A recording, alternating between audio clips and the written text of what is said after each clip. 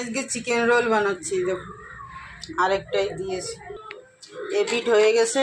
এখন আমি ডিম দিচ্ছি, দেশি ডিম, এরা উল্টে দিয়েছি। চিকেন রোলের জন্য পেঁয়াজ, ক্ষীরা, কাঁচা লঙ্কা, আর এর ভিতরে চাট মশলা দেবে দে। আর এই যে আমার পরোটা হয়ে গেছে। আর এই দেখো আমি চিকেনটা আগে মশলা দিয়ে বানিয়ে নিয়েছি, এটা এখন আমি এইভাবে লম্বা করে দেব।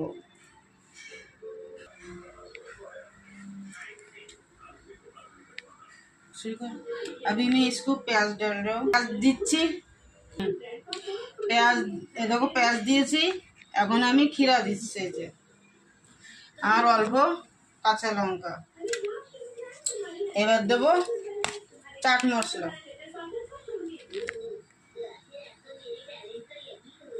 তারপরে দেবো এই দেখো সস।